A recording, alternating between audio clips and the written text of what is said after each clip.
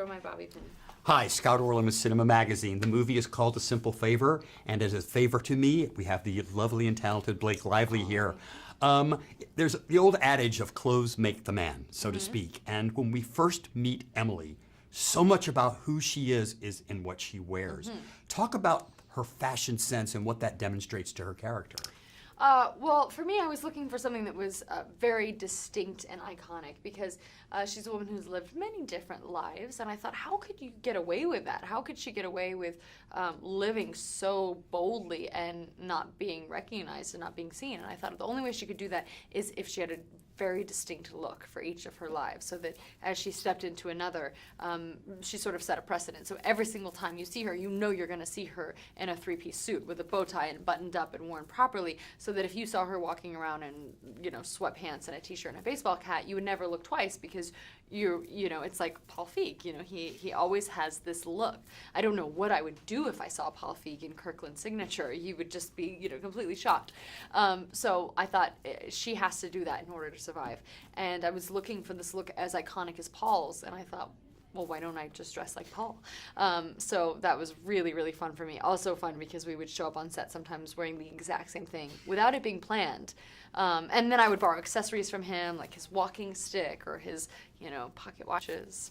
What really impressed me about watching, specifically in your character, is the self-confidence that she possesses. And yet, like all of us, there's a vulnerability underneath. Of course.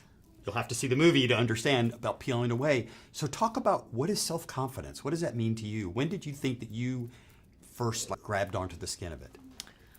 I was really lucky to grow up in a family of siblings who were very loving and supportive and parents who were great. So I had a nice base of confidence from my family life. But then you go to school, and I went to 16 different schools in my life. And some schools I was popular, and some schools I was just like teased, you know, so painfully. And it's just like that was actually, as hard as it was to go to so many different schools, what was neat about it is that I learned that I was the same person, and that just the kids would react to me differently, and some kids liked me and some kids didn't, depending on the school. But like whatever identity I got when I stepped into that school, I kept it, you know, and then I went to a new school and I had a completely different identity and reaction, and the first impression stayed. So I realized, oh, so it's not me. I know I'm the same person, so it's them, it's not me.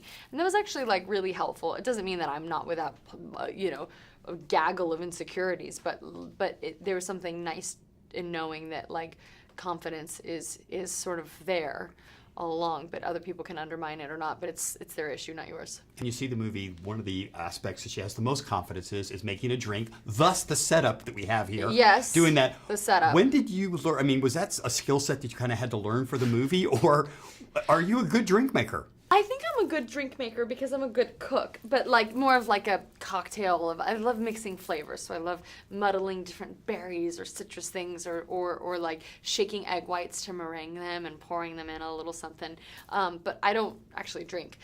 So for this movie it was really fun because the way in which she makes the cocktail is beautiful. Like she swirls it around the glass, and what Paul told me when he told me about this, the cocktail is from Duke's in London, and he said the bartender actually swirls it and dumps it on the rug, but we won't do that. And I was like, we must do that. If I see someone do that in film, I'm just immediately in love with that person. I want to be her. And so he let me do that. So, you know, it's just like, it's the, you know, the performance of it that I think is so fabulous, because really the martini in the movie is just like a frozen glass and just straight gin. You know, we use my husband's gin because we're shameless.